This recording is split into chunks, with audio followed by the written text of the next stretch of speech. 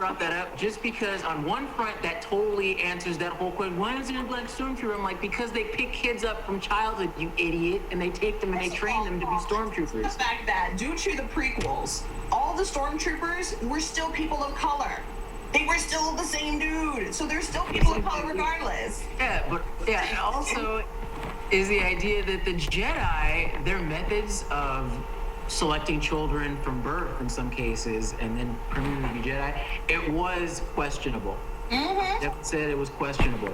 I do think that it was pretty slick, though, that they referenced the clone army.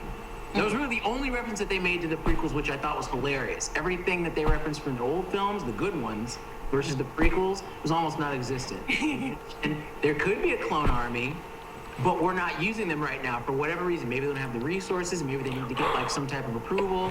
Who knows? But yeah, it's set up to where it can go to some really interesting places. Yeah, definitely. Oh my gosh, I don't know. Yeah. And Charles, what's your last minute on this one?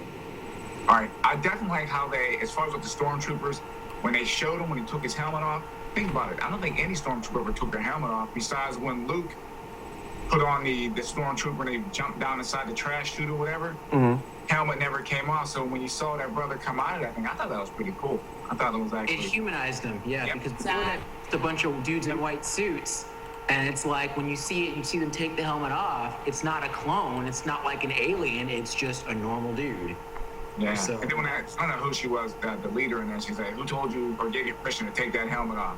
You know, that Right. Yeah, that was cool. That was perfect because it just shows how totalitarian and like fascism. You don't even have an identity. You can't take your helmet off unless you get approval. So Yeah, that's crazy. it was great, guys. I'm sorry. Well, pre-sales were $100 million pre-sales. I think they made like 150 the first night. Yeah, 157 million or something like that. Yeah, 500 mil right now. The Wow. first weekend, 500 mil. My Saturday Wow. morning, they had like, was it 250 million? Yeah, that was like in the first little over 24 hours. It made that much. And today, as of today, last time I checked, it was at 500 mil.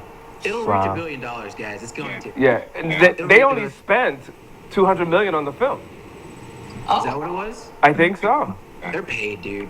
They're paid. Wow. Like, we already knew they were gonna make their bread back, so it's like they got paid. That's just something.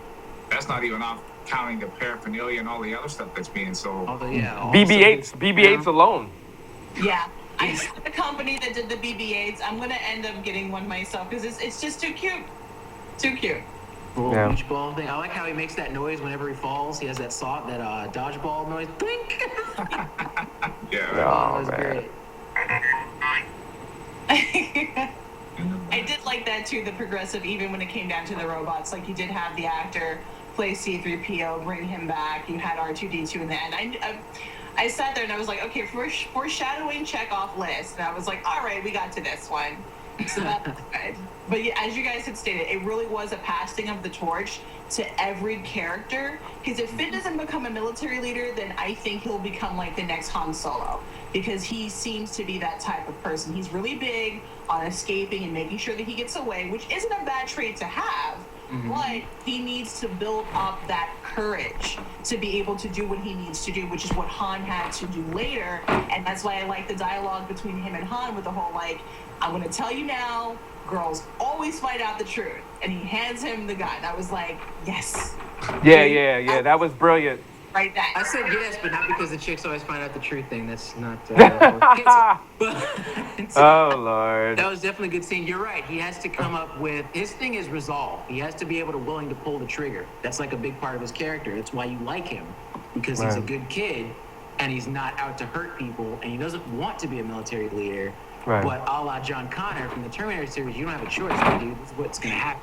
Right. So he's got to be willing to pull that trigger. It's going to happen, guys. Phasma and him are going to have like a nice rivalry to watch. Well, we hope everyone loved the commentary. And I'm sure we'll have more things to say by next week. I definitely want to talk about the numbers, how much money they made in a week. Because this is historic, man.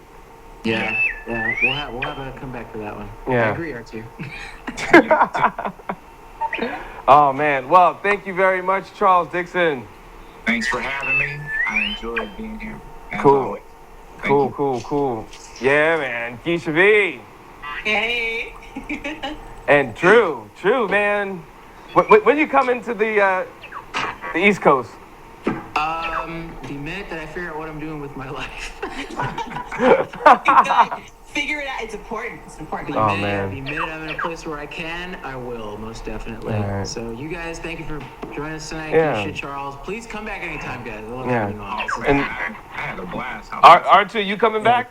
R2? He's thinking about it. He's thinking about it? Contemplating. No? He Yeah? said, we'll talk. He just froze on me. You camera shy? What's going on? He'll stick it in his Google Calendar eventually.